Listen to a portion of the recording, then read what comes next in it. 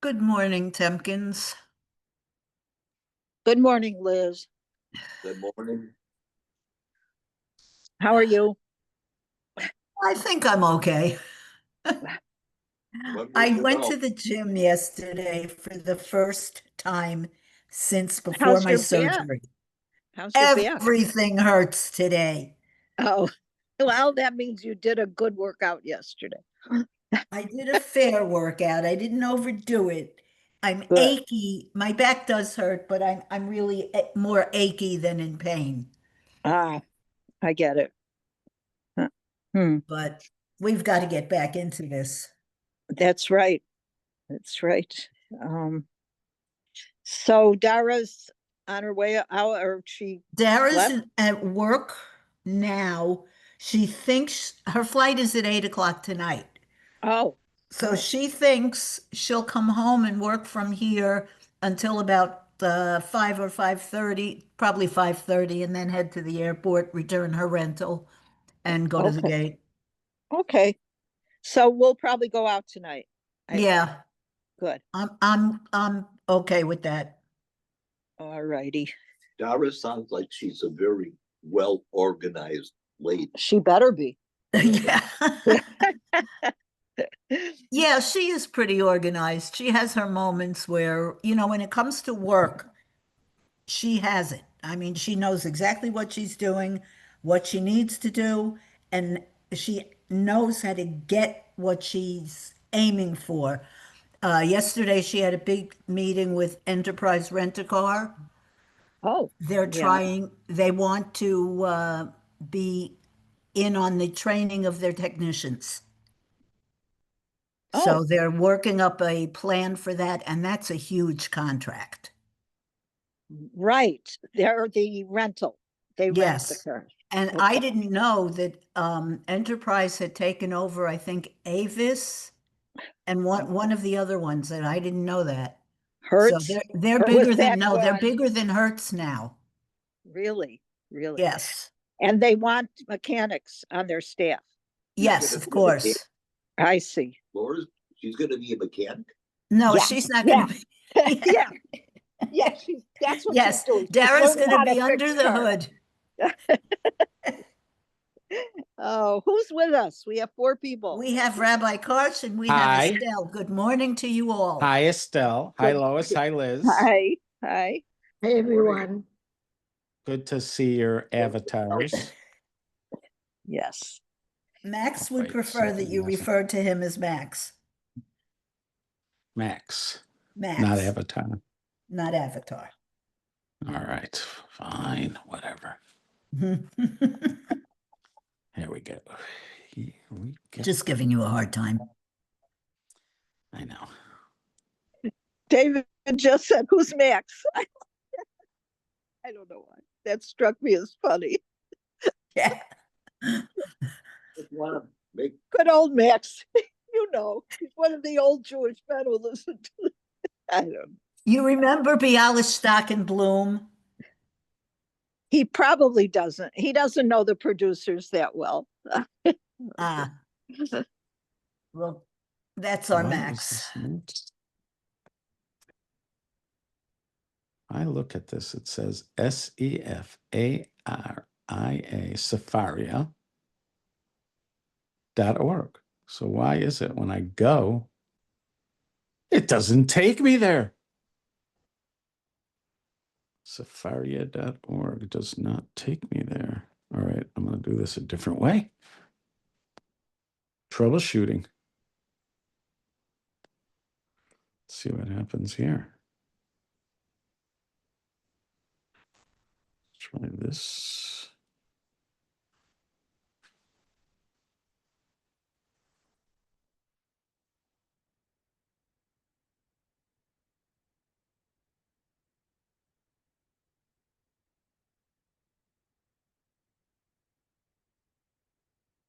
Oh, look at that. Why? Why do you do that? Look, the only one that you click on and it doesn't go there is Sefer HaMitzvos. There's some kind of conspiracy that doesn't want us to get there. I have one other way to go there. Let's try this.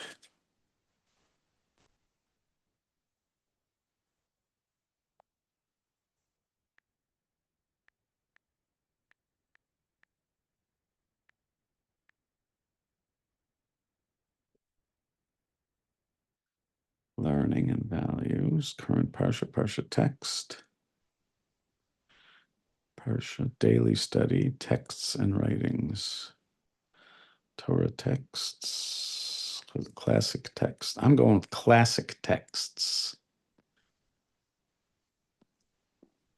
Parsha studies, Mishnah, Jewish prayers, Mishnah, Sefer Mitzvos. There we go. And now we're going to negative commandments. Sefer Mitzvos for children. 8 negative commandments.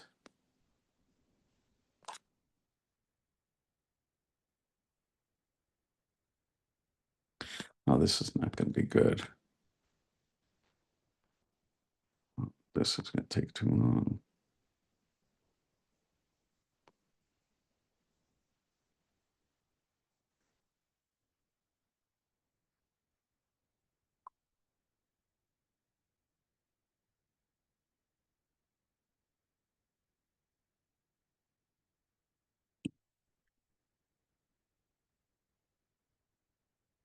Actually is interesting. They name each one.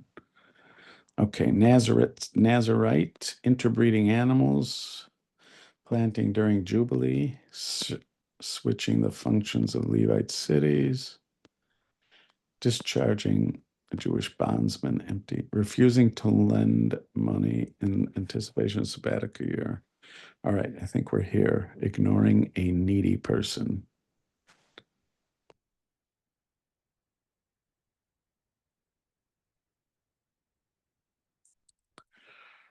All right. The 232nd prohibition is that we're forbidden from withholding charity and assistance from our needy brethren once we have become aware of their difficulty and know that we have the ability to help them. The source of the prohibition is God's statement, do not harden your heart or shut your hand against your needy brother. This prohibits being cruel and stingy to the extent that we do not give to those who deserve our assistance.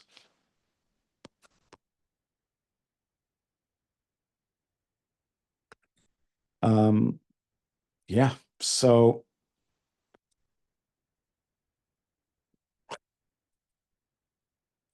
these are the conditions. First of all, somehow we know that this person is in need. Second of all, we have the ability to help them. So we're not allowed to withhold charity. Now, it doesn't necessarily say whether this person has approached us or not. Is it possible that we know about it, but they don't know we know about it? Or is this that they have approached us? Is this turning them down, or is this not acting in a situation where we know this person is needy and we can help them? It sounds like all that's required is that I know of their need.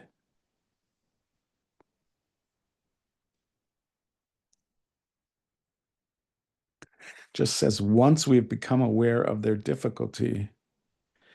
So it seems like this is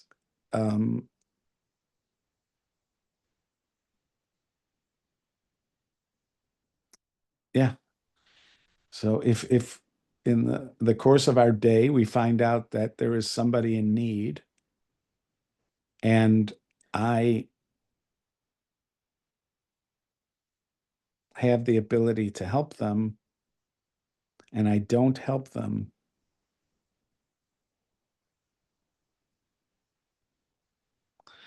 so in this case, the transgression is inaction. I'm supposed to act. So the negative commandment in this case is not acting.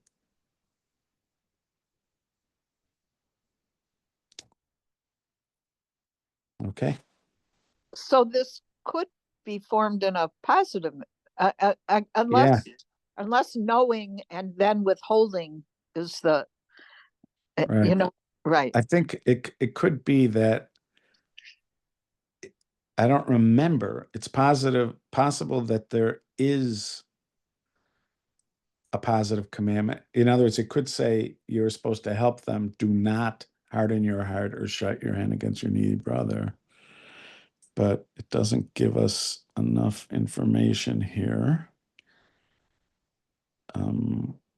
Yeah, let's see here. It says related topics, Sefer Mitzvos 19. So I'm going there. This might be dangerous, but I'm going there.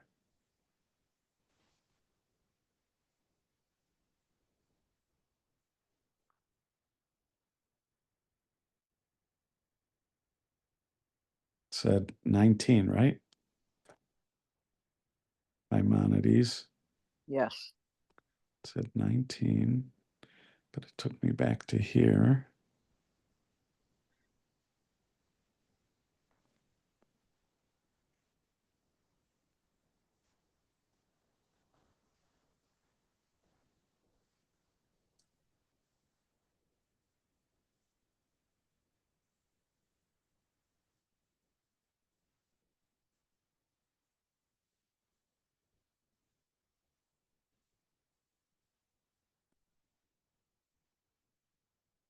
So how do I get to 19 here? Sefer Mitzvos, translation. All right, I'm just going to see what it does if I do this. No. Only I knew how to use this. We want mitzvah 19.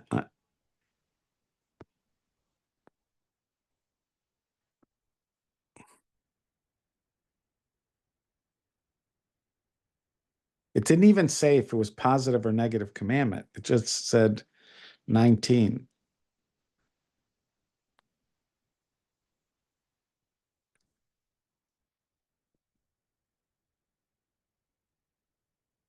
Yeah, I don't know how to use this.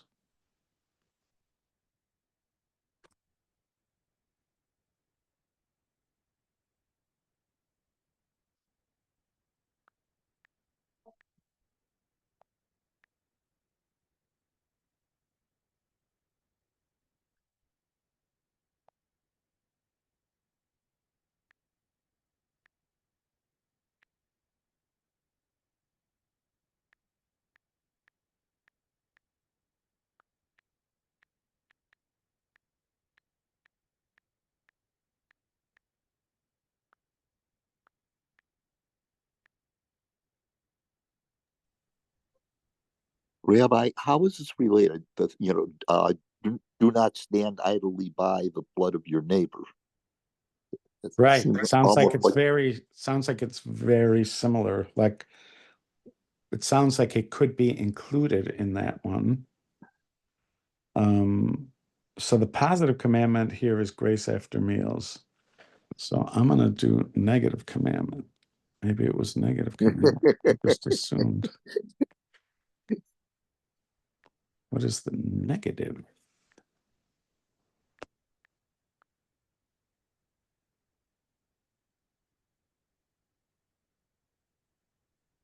Pity for an insider.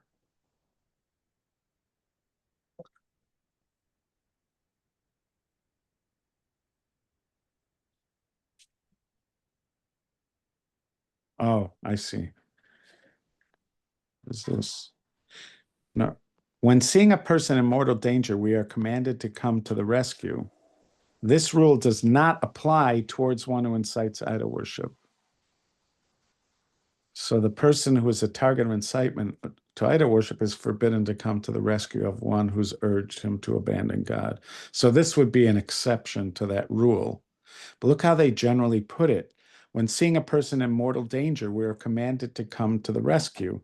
That would sound like the Lo Samara Damreyecha, which is what David is bringing up.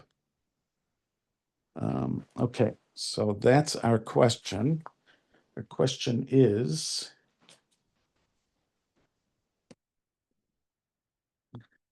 Okay, so now the question is, why doesn't the negative commandment against not helping the needy fall under the negative commandment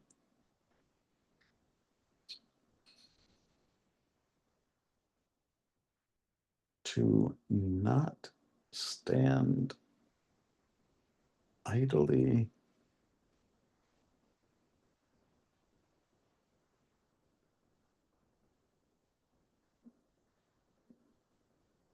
by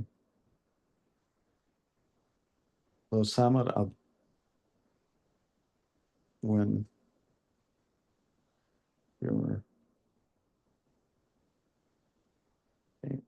Losamad Adamriacha.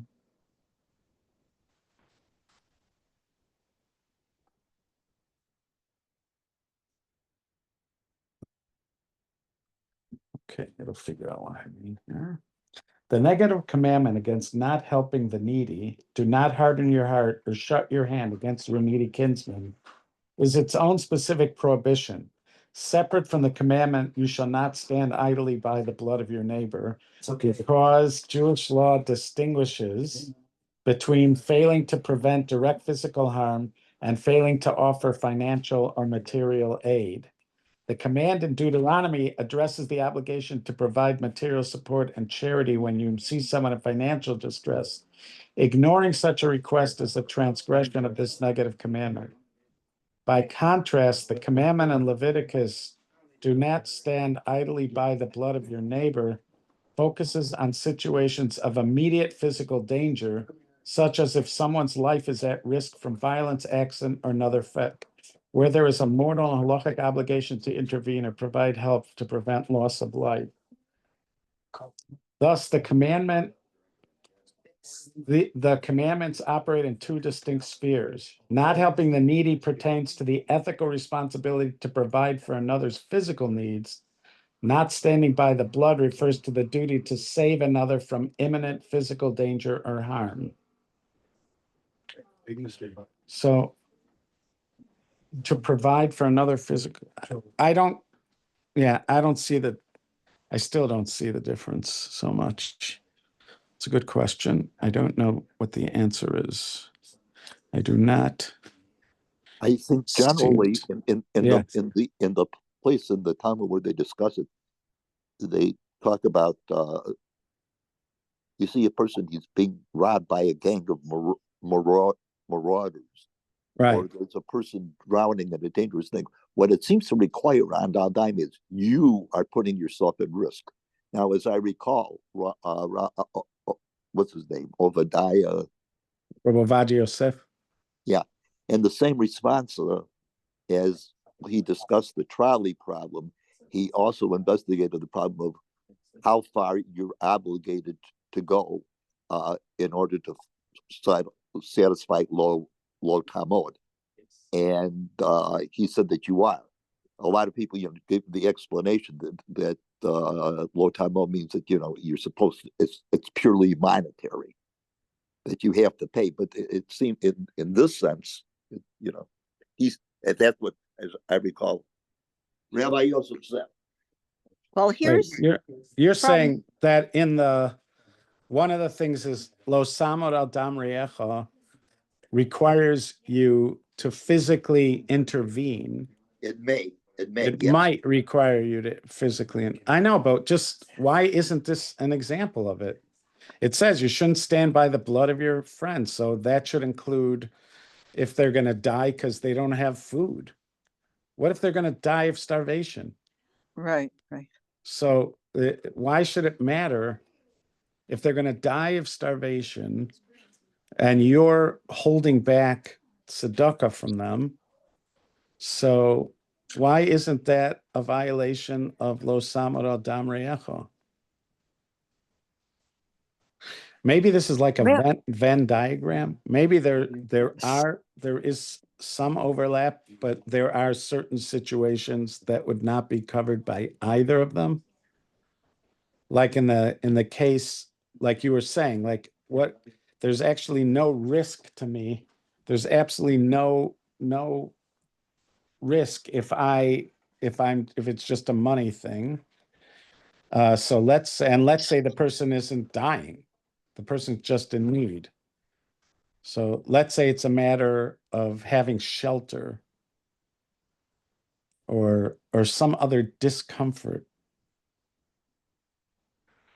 So By the way, Rabbi, yeah. on this site, which comes from, I guess, Chabad.org, it doesn't say the 19, it says it's negative commandment 19, and it's translated by Beryl Bell. Okay. Oh, I It does, see. Yeah. the Yeah. 19th prohibition is that one whom the Mises tried to incite is forbidden from saving the Mises if he sees his life in danger. The source of this commandment is God's statement, do not let your eyes pity him. The explanation of this is, since it is written, do not stand when your neighbor's life is in danger, one might imply that you may not stand even for Mises. So, but that's danger. Yeah, right. So the verse therefore says, do not let your eyes pity him. And So that's it's a danger. right. Right. So maybe that's the thing, that there are instances with tzedakah where the person's not in danger, but still is considered needy. Right. But so that's what I'm sort of exploring. In other words, there is a place where they cross over, which is the person needs money or they're going to die. So that would be a case where maybe both of them apply, perhaps, because if you don't do something, they're going to die. On the other hand, what you're being asked to do is give them money. And again, you're not really putting yourself in danger in order to do it. Again, it doesn't say here that you have to be in danger. It just says he's in danger. Right. Like low Samo, it seems stronger. Right. Right. The first one seems like the general. You might even get that from do not do what's hateful to your to yourself, to your neighbor. No, but you could say that almost all the mitzvahs come under that category, which is what Rabbi Akiva says. Yes. I mean, you could say it about each of the 10 statements, that the purpose of that Rav Saadia Gaon says each one of those 10 statements is just like a category head, and somehow all 613 mitzvahs are in those 10 statements. So you could say that there are these very broad ones, but here I'm just wondering if you would say there are times when somebody is in need, but they're not in danger. So if they're in need and not in danger, then the prohibition against holding back, if you can help them, would apply, but not lo samar adam re'echa, because they're not in danger. They're just in need. So you could have scenarios like that, and you could have scenarios where the person's in danger, but giving them something is not going to help them. You actually have to act in order to help them. So that would be a case where it was lo samar adam re'echa, but it has nothing to do with withholding funds. And then there would be the middle case, which has both elements, where the person's in danger because they do not have funds. And there you might say that it does fall under the category of not standing by your brother's while your brother's blood is being spilled or whatever. So yeah, I guess that's what we're going to say. So what you're telling me is these are not a full translation, right? These are a summary. Yeah, What we're these are seeing here. summaries of the, right. So how do I didn't ask for a summary. They had a different one, which was called summaries. The only reason I'm here is because for some reason Safaria is not letting me in right now. Maybe they don't like you in, Louis. Yeah, apparently. Yeah, I'm sure. But for some Maybe reason, you use the site out. Yeah, wait a minute here. Mhm. Okay, Sefer HaMitzvahs, negative commandment 9, that he prohibited and incited one from saving the inciter when he sees him in a matter of death or distress. And that is his, may he be exalted, saying that you shall show no pity, show him no pity. Okay, and it appears in the explanation from Sifrei Devarim, it is implied from its being stated, you shall not stand by the blood of your neighbor. That's where they get, and then Leviticus, perhaps you should not stand by the blood of this one. Hence, we learn to say, I'm sorry, I'm just reading exactly. no. Yeah. I want you to do that. Hence, we learn to say, you shall show him no pity. See Parshat Reah, Mishnah Torah, foreign worship and customs of the nations. Okay. All right. So all right, we're going to go on to the next one, and I'm going to read this, and then you're going to read the whole one. How about that? Let's Okay. see what they do for the next one here. All right. So 233, negative commandment 233. Oh, I'm on 19. Okay, never mind. Now go to negative 233. I'll try to get there. Let's see. Sefer HaMitzvot 230. Negative 233. Okay, hold on. All right. What is it? Says that he commanded us that the master who acquired a Hebrew maidservant marry her. That's positive. I'm sorry. Yeah. I'm Yeah. No, yeah, but it happens to be on a very similar subject. This is, we are forbidden from sending away empty-handed a Jewish servant. Has worked for us. Okay, so go to negative 233. I'm trying. I don't know what. Okay. It's hard for you to be negative. That's why. Is that it? Okay. I think that's it. I think that's the reason. That's the reason. Okay. That he prohibited the sending away of a Hebrew slave empty-handed when he goes out to freedom at the end of 6 years. Okay. Rather, let's see, I have to get. Rather, we must have him required with something from our wealth under all circumstances. And that he is saying, God is saying, and when you send him free from you, do not send him empty-handed, from Deuteronomy. And the regulations of requiting have already been explained in chapter 1 of Kedushin. Okay, that is basically what we have here. So the way it's written here, 233rd prohibition is we're forbidden from sending empty-handed a Jewish servant to his work for us when he goes free at the end of 6 years. We're obligated to give him gifts from our possessions. The source of this prohibition is God's statement. When you send him away free, do not send him empty-handed. The details of this mitzvah, which is called mitzvah of ha'anaka, are explained in the beginning of tractate Kedushin. Okay, so how did this person get to be in your care? So this person got to be in your care because either they stole something and could not pay it back. So that's one circumstance, and one circumstance that they would be sold into slavery by the court, and they would go into the servitude. It would be with another Jew, and there's all sorts of details about what this servitude, what the details of this kind of servitude are. It's not exactly like slavery. You own the person's work. You don't own the person's body, but you can make the person work. This is one of the conditions of freedom. One of the indications of freedom is that you cannot be made to work by somebody.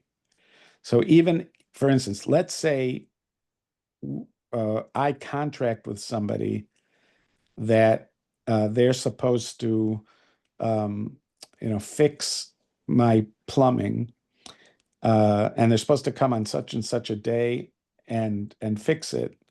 And they call me and they say they can't call that day. I can't force them to come. I could write a financial penalty in. I could say something like in the contract, like, if you do not come to fix it on such and such a day, you owe me $100. And so the person could be subject to a fine for not working, but I can't make the person work. That is one of the indications of a free person. They cannot be made to work. This person can be made to work. In other words, they don't have freedom when it comes to their decision about whether they work or not. And that's why it's called servitude.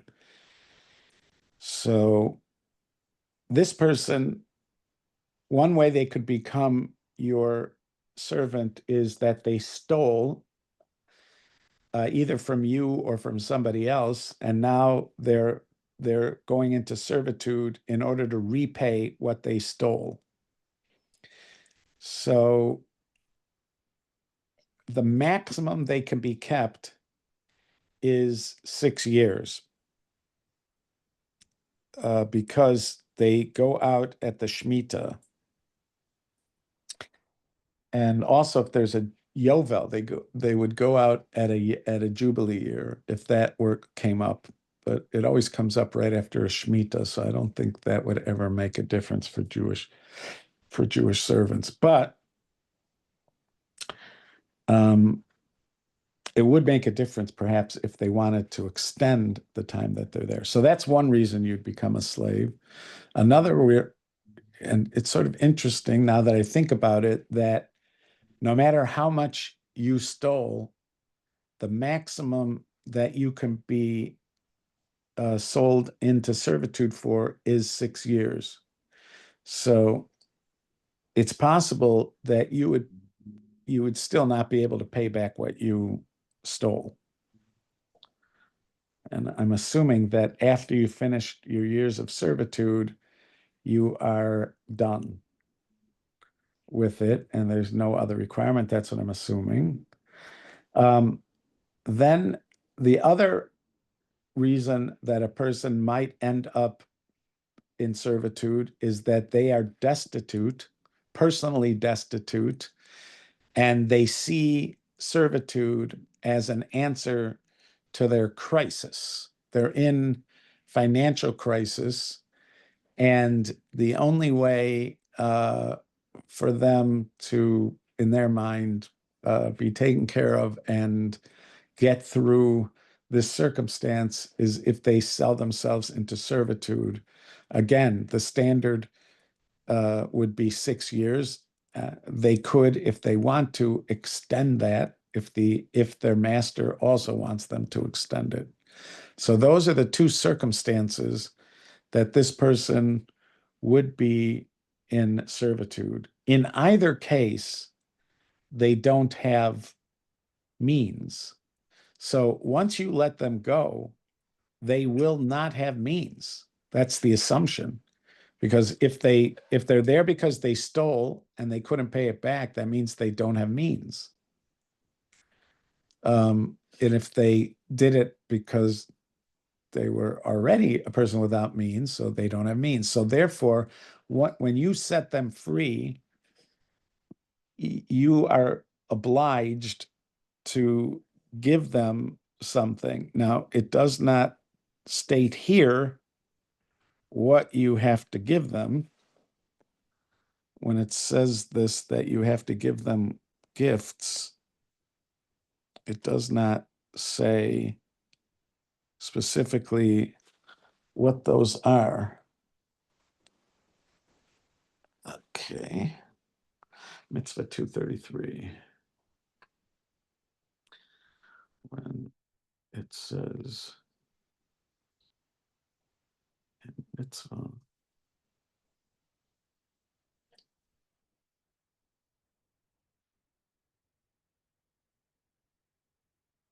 and negative mitzvah.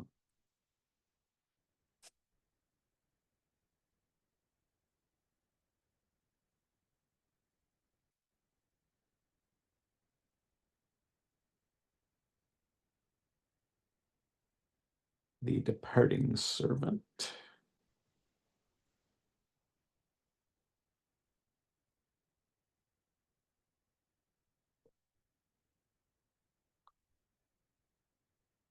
Gifts.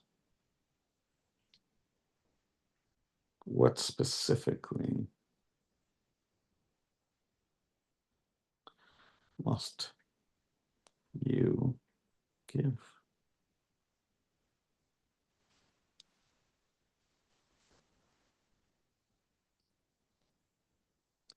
The specifics of what must be given are clarified by the Torah and classic commentaries. You are obliged to provide gifts from your possessions, which according to Deuteronomy 15:14 should include items such as produce from your flocks, threshing floor, and winepress. The general tradition is to be generous and give him gifts substantial enough to help the servant make a fresh start, demonstrating gratitude for his years of service. The Rambam and the Talmud specify that the minimum is to give the departing servant at least the value of 3 items from your flock, produce, and winepress, but more generosity is encouraged. See Kedushin 17a and Deuteronomy 15:13 through 14.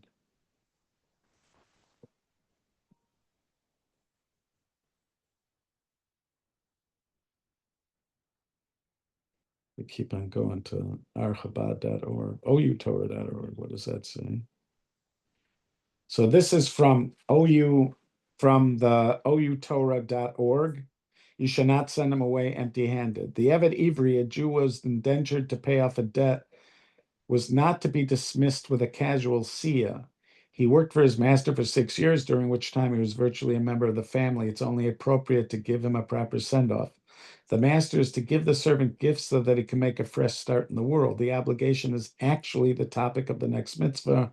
We have a prohibition against sending the servant away empty-handed. The reason for this mitzvah is that it is proper for us to be generous and have gratitude for those who have labored on our behalf. It would be completely ungracious to send the Eved Ivri away without showing our appreciation by helping him start the next chapter in his life. This mitzvah only applies in temple times. That's because the whole notion of Eved Ivri apparently only applies in temple times. It is discussed in the Talmud in the first chapter of Tractate Kedushin and codified in the Mishnah Torah in the 3rd chapter of Hilchos Avodim. Now, that issue that it only applies during temple times, that is interesting. This is Rabbi Jacob Abramowitz. Because there was a suggestion. This is something that was suggested from the time, I think already from the time of the Mishnah, in order to fix the problem of mamzer. It doesn't help the mamzer himself, but it could help the next generation. A mamzer's children are also a mamzer. Even though if the mamzer is a man and he marries, and is, let's say he marries a convert, he's allowed to marry a convert. So she is not a mamzer. She just has a status of a Jew, but their children are still going to be mamzerim, because even if there's just one mamzer, then the children are already considered mamzerim. But there was a fix that was suggested. The fix that was suggested was that you find a woman who was thinking of converting, and you present to her the following scenario. You make her a Jewish, I'm sorry, you make her a Gentile maidservant. So you pick a volunteer, a Jewish volunteer. This person now becomes the owner of this woman who is now a Gentile slave. She does this willingly because of what's going to happen, but she enters slavery. Now the guy who's the mamzer, he sells himself to this same person as a Jewish servant. Now the rule is a Jewish servant can be mated with a Gentile slave, and the children and the slave belong to the master. The Jewish servant, lives with them for the time of his servitude, but then he's freed, and that's the end of his relationship with them. In fact, this was considered the main reason why somebody would want to extend their service in the household that they're in beyond the 6 years, or at least one of the main reasons was because he doesn't want to leave his wife and kids. So anyway, so you set up this situation, and for the next several years, they live as a married couple, as a couple, not married, as a couple, and they have their children, whatever children they plan to have in this situation.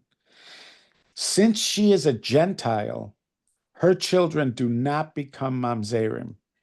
The children do not become mamzerim because she's a Gentile. And then once they've gotten to the point where they've had all the children they plan to have, she is freed by the owner, in parentheses, in quotation marks. She's freed by the owner, and so are her children. And when they're freed into Judaism. So now she is Jewish, her children are Jewish, and this guy who is the mamzer, can stay married to her. She's a convert. He's allowed to marry a convert.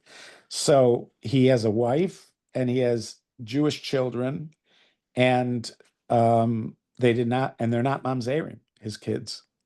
So they But who's considered their father? Yeah. So in all practicality, in other words, he is practically their father. Legally, he is not, because they're considered sort of born again. So there is a legal issue, but for all, pragmatically, as far as society would be concerned, we would see them as, part of his family, like adopted children or whatever would be considered part of his family. And we would pragmatically consider him to be their father. There would be issues about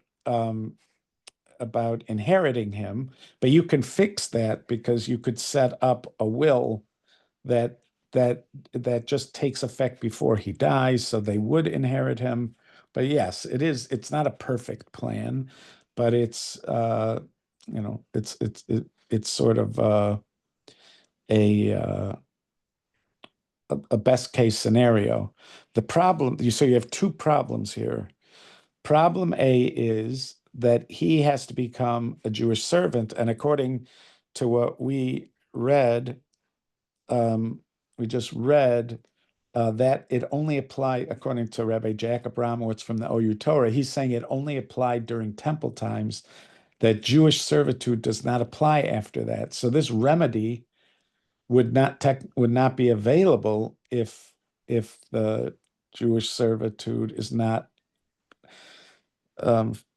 doesn't work. I wonder if that isn't more complex than what he's saying. I don't know for sure. I wonder if it's not more complex and that there might be a way to do it. But let's say that would be one problem. The second problem is, even though she wants to become a slave, the idea of having slaves nowadays would be, Rabbi Soloveitchik said, we're not doing it. We're not, his line was, Abraham Lincoln freed the slaves.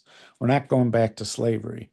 So even though you could come up with a case like this one where it would be an act of kindness to actually go for her to go through this process of being a slave, and everybody's sort of into it for the kindness part of it. But since it involves that, it's unlikely nowadays you'd be able to do it. But the question is, when they were offering this as a remedy in the Mishnah and the Gemara, they are after this, well, not necessarily. It could be recording an opinion from before the Beis Hamikdash was destroyed. I don't remember who. Yes, we'd have to see this whole business of not being able to do this while the Beis Hamikdash is when the Beis Hamikdash doesn't exist. Okay, I am very Right. grateful that we One got to question learn this about the stuff. mamzer. How Yeah. many generations is there? It seems What? ad infinitum. Oh, all right. Okay, never mind. Yeah. So, okay, I am grateful that we got to learn together. I look forward to doing it, but I don't think I'm going to be here next Monday. I'm almost positive I'm not. And because, oh, I am. What am I talking about? It's 2 Mondays from now. No, this Monday I'm going to be here. Yeah. So this week, Monday, Tuesday, next week, Monday, Tuesday, Wednesday, we're good. It's the week Excellent. after that might be an issue, and we'll talk about it. All right. Be well, Thank guys. you. All right, see you in the morning. Okay. Be well.